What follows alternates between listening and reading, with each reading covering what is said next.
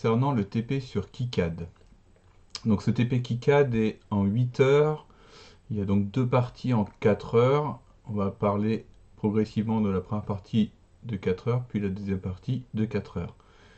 C'est du temps approximatif, cela va être plus rapide pour certains, plus lent pour d'autres. L'intérêt de cette activité, c'est qu'il va falloir faire une carte électronique jusqu'à sa conception. Seule la conception ne sera pas mise en avant dans cette activité. Mais on va commencer par le biais d'un schéma pour ensuite finir avec une carte en 3D qui pourrait être lancée sur machine pour conception.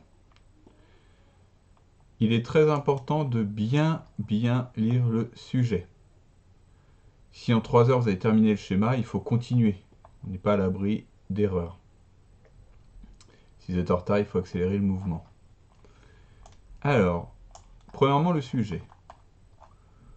J'explique au début qu'il existe principalement deux types de cartes, c'est-à-dire les cartes où il y a la soudure en surface, dit CMS, ou traversant, avec les pattes du coup plus grandes et que l'on soude de l'autre côté. C'est notre intérêt. Nous, on veut du traversant dans cet exercice. Ceci est le schéma à réaliser.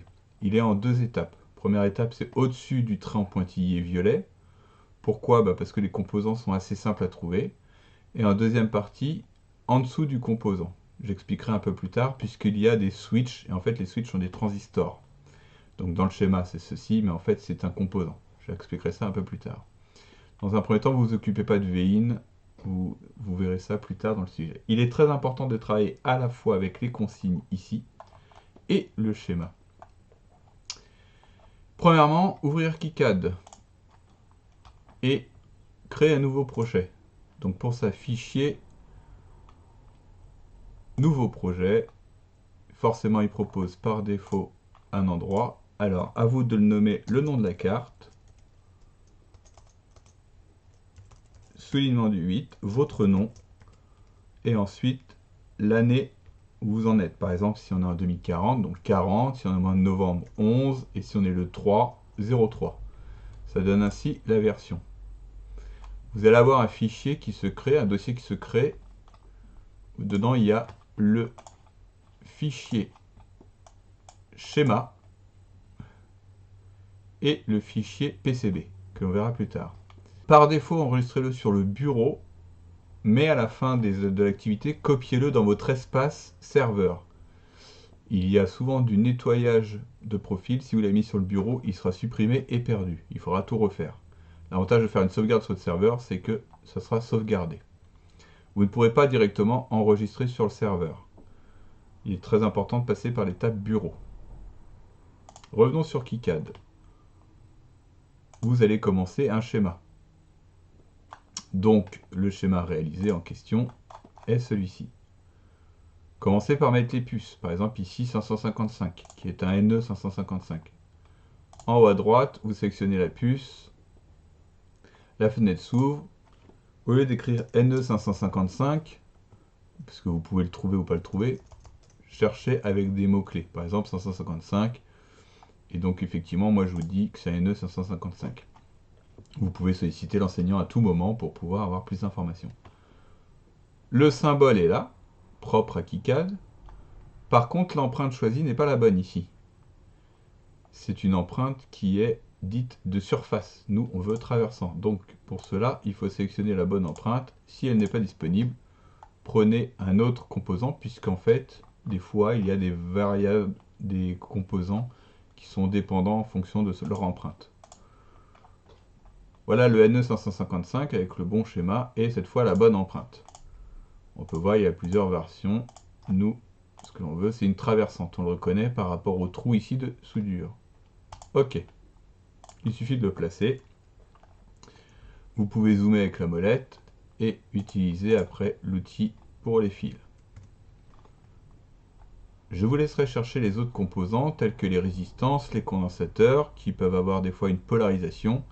Il faut rentrer les repères, exemple comme C3, ainsi que références comme 100 picofarad, ici pour IC1 3080, il manque le 0, etc. etc. solliciter l'enseignant à tout moment pour pouvoir faire ça. Il est important pour la masse, ou par exemple le moins 7 volts ici, 0,5, utiliser des labels, comme expliqué un peu plus tard dans le sujet. Pour cela, vous cliquez ici sur A, vous l'appelez ici label, par exemple je vais l'appeler GND, et il va me le créer. Il suffit après de le raccorder.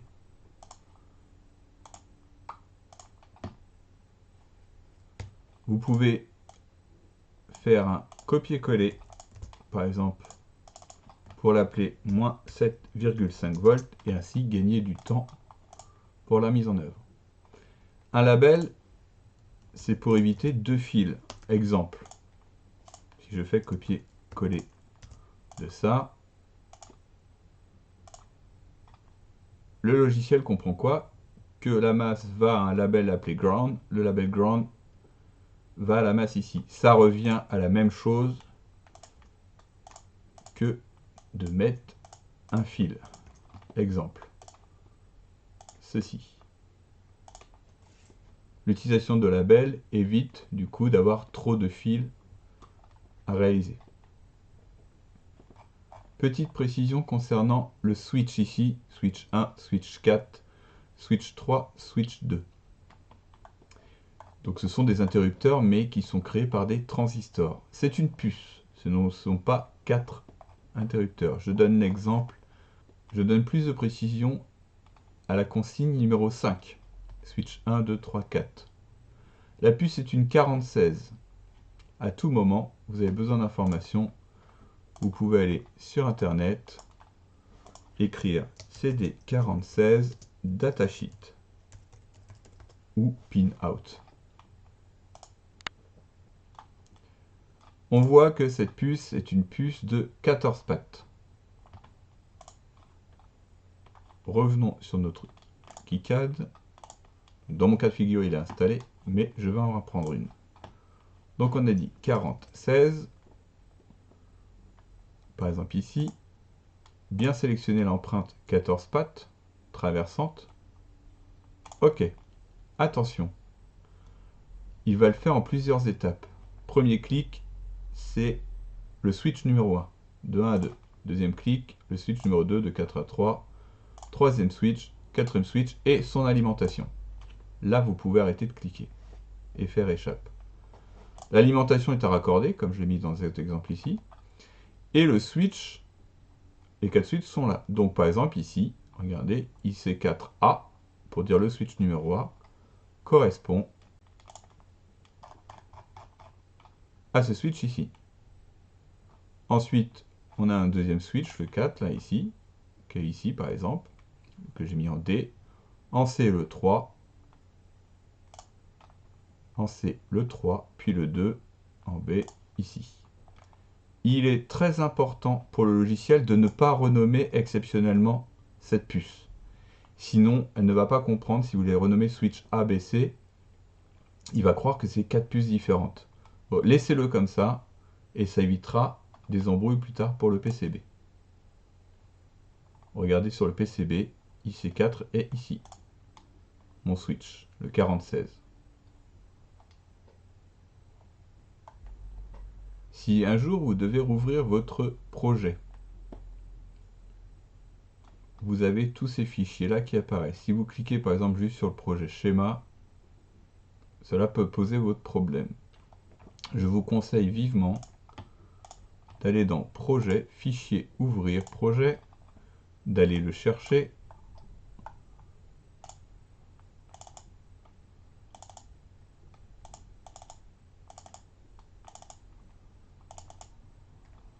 et vous l'ouvrez ici, KiCad projet.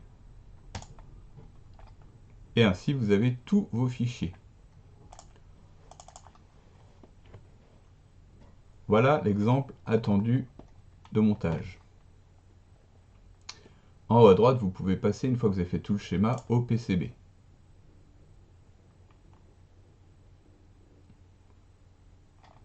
Ici, mon PCB réalisé. Vous avez effectué des modifications. Il faut cliquer sur cette icône ici qui passe du mise à jour du PCB à partir du schéma. Si cette icône n'apparaît pas, c'est que vous avez ouvert soit le fichier PCB, soit le fichier schéma, et non le fichier projet. Et pour cela, il faut bien ouvrir le projet. Il faut qu'il n'y ait aucune erreur, il peut y avoir certains avertissements, tout dépend de ce que sont vos avertissements. Et mise à jour PCB. Fermé. Et après, vous aurez votre PCB. Vous aurez une autre étape avant d'en arriver à cette étape-là. Vous aurez tous les composants à placer. Et ça fait partie de l'exercice que je n'exploiterai pas ici. Si par exemple, vous avez votre schéma et du coup vous allez placer vos composants, il faut utiliser le free routing. Attention, cette icône, des fois, peut ne pas apparaître. Pour cela, assurez-vous, au menu, ici, dans le gestionnaire de plugins, que le free routing soit installé. S'il n'est pas le cas, deux choses que vous pouvez réaliser. Soit solliciter l'enseignant, pour qu'il le fasse à votre place, mais il faut bien lui expliquer. Soit vous débranchez votre connexion réseau physique. Vous désactivez également le Wi-Fi. Et vous faites un partage de connexion avec votre téléphone. Le professeur peut faire un partage de connexion avec son téléphone, bien évidemment. Une fois le partage de connexion réalisé, vous pouvez du coup installer le paquet FreeRouting. Pour cela, il faut le chercher, cliquer sur Installer et cliquer sur Appliquer changement en attente. Ça va prendre quelques secondes et FreeRouting peut apparaître. Quel est l'intérêt de FreeRouting? FreeRouting permet de créer des pistes comme on peut voir ici en rouge et ici en bleu.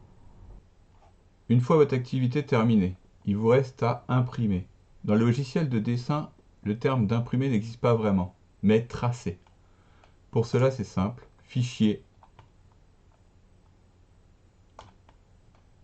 Vous allez dans Tracer. Et là, vous avez tout ce que vous voulez tracer. Donc le format nous attendu est PDF. Le côté top, donc vue du dessus foreground, on peut voir si on veut juste le routage du bottom, verso, côté cuivre. On peut voir Skill Screen, ce qu'on appelle la sérigraphie, les écritures. Et il suffit de tracer. Ainsi, dans notre projet, normalement,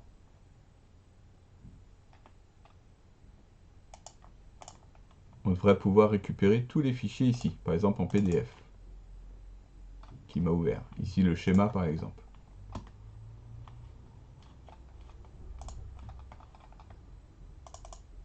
Ici, par exemple, le routage côté cuivre. Vous avez également l'édition du matériel BOM. Pour cela, pour le BOM, vous avez une icône ici, générer la partie BOM. Et après, vous n'avez plus qu'à l'exporter en Excel comme demandé. Je vous laisserai regarder plus en détail.